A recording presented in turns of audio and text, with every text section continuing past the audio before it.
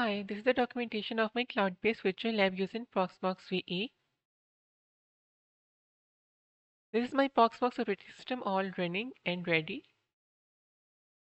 My inet is 192.168.100.75. So let me just log in. Before that, here the IP address assignment is dynamic, not manual. I have created a DHCP server here so that even if you change the networks, there is no problem on the server side because IP addresses are being assigned dynamically through DHCP. Currently, we are on 192.168.100.75. So we should log in first.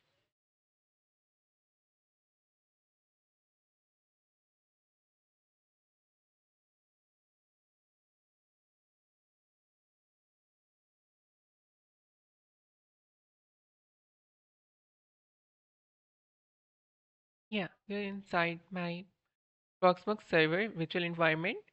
And this is the root user. This is the admin user. So you can see we have networks, nodes, resources, pool, virtual machines. We have many virtual machines here. These all are visible to the admin.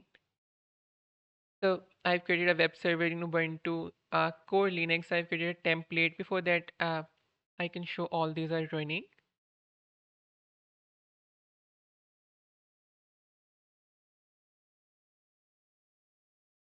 Yeah. So this core Linux here it is running. Similarly, I have Ubuntu here. Let me just run Ubuntu.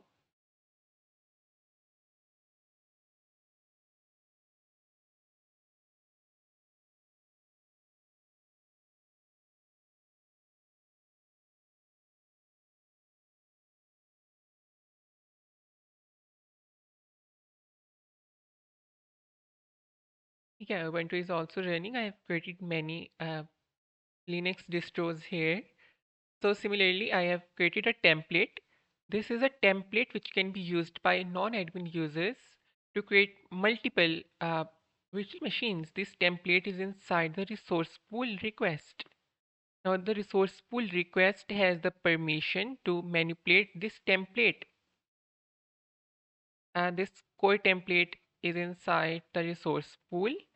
So users can access this template and manipulate it because they have the permission to do so. I've created a core temp users group who can who have the role of PV admin on this template. Similarly, I've created local storage for ISO images as well to store the ISO images of the Linux distros we are using. So right now, this is the view of the admin, and I can show the users, multiple users which we have created, and the roles which we have given them. So I've created some custom roles as well, such as resource allocate, uh, request in the temp external environment, and these roles helps us to not give too much of the access to non-admin users. We are trying not to give the core roles such as VM deletion or so that non-admin users don't end up deleting the core template. Core template should only the admin users have the access to delete the core template. We have created such custom roles here. Similarly, we have created many users, student 1, student 2, and student 3. All these are inside the PVE, Proxmox Virtual Environment realm. Um, the root is inside the PAM realm. So just now we will log in through the non-admin user. This is the admin user interface which you have seen. Now we will log in through the non-admin user. We should do it through some other browser. Um, yeah. So 192.168.100.75 Now we should log into student 1 or student 2 or student 3 doesn't matter. Um, let's log in through student 3 I would say. or student 2. The password is also the same which I have given. Password is also student 2, and Proxmox VE realm is correct, and we should log in. And now we are logged in through student 2. Now the student 2 can only see the request pool, and student 2 can only see the core template and not see the other admin user access things like web server, etc. Student 2 does not have access to the web server because web server can only be accessed by the admin user. So this is user 2, and now user 2 can create his own virtual machines by cloning the template. Template is already provided by the admin, which cannot be deleted by a non-admin user. Now we can create a new virtual machine, and this virtual machine can only be created in the request pool because only the request pool is given access to the non-admin users. Now, if I click clone, the SAN virtual machine will be created here. It will appear in any second. Let me just refresh it. It usually appears here first to the admin.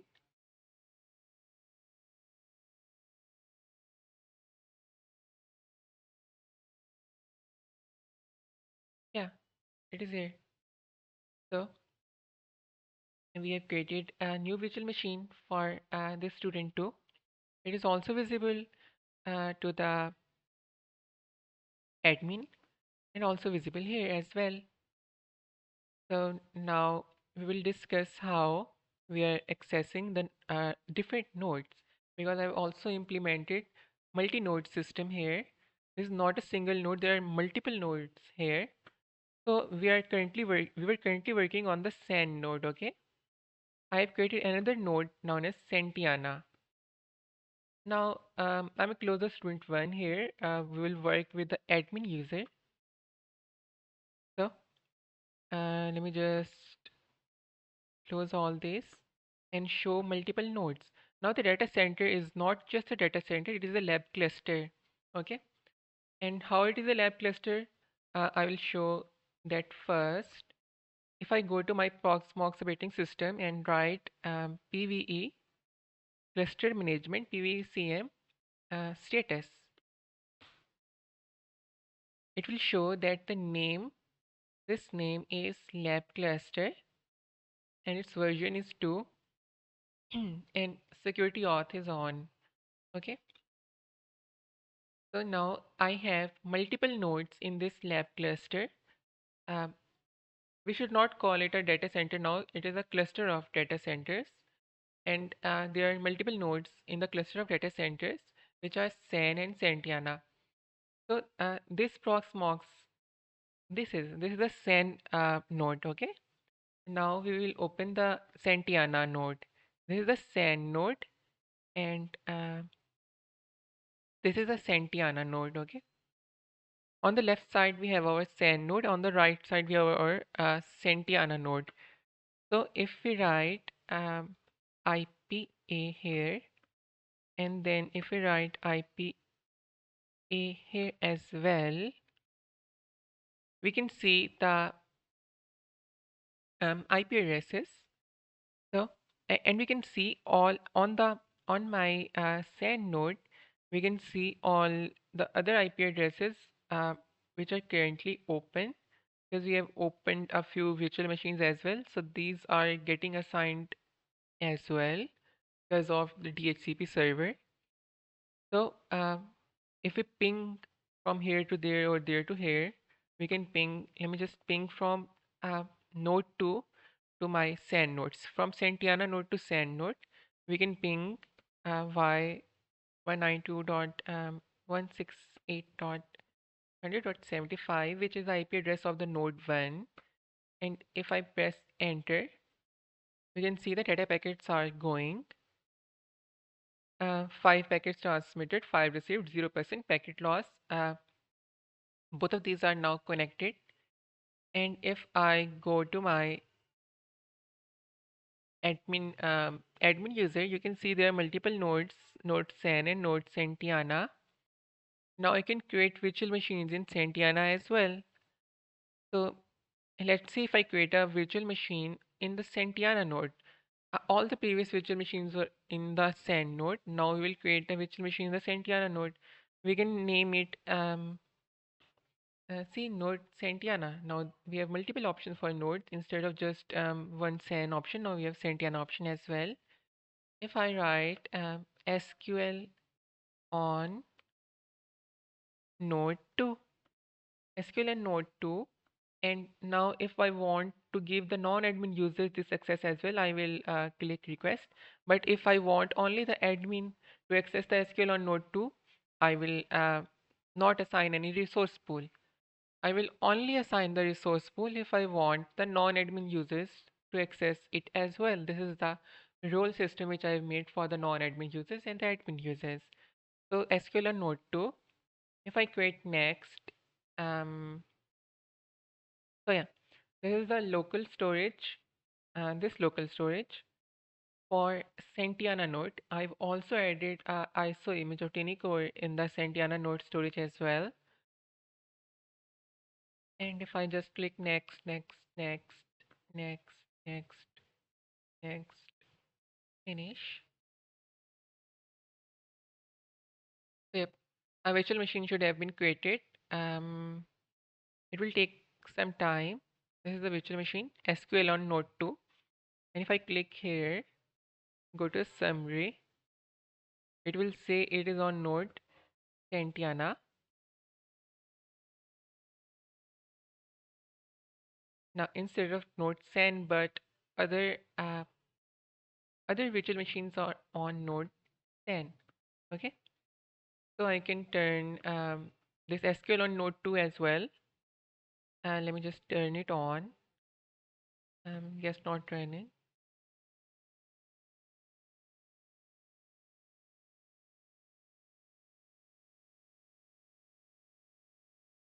Yeah, it will not run because we haven't configured its settings yet.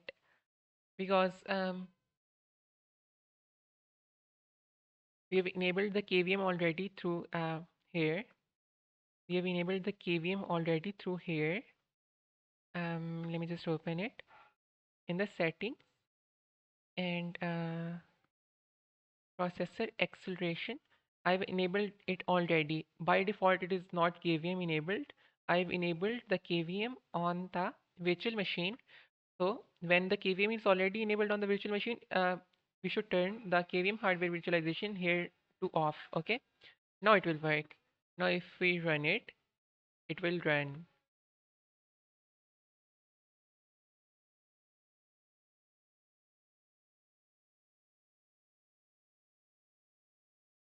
Yes, it's running now.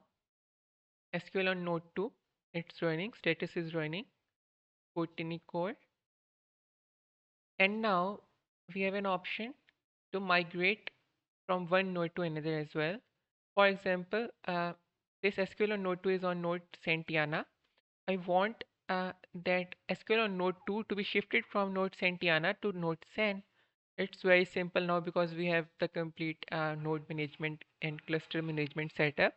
We can just click on migrate and we can click migrate source node from Santiana to San. But for doing that, we have to do one thing first because we can't migrate with local CD DVD.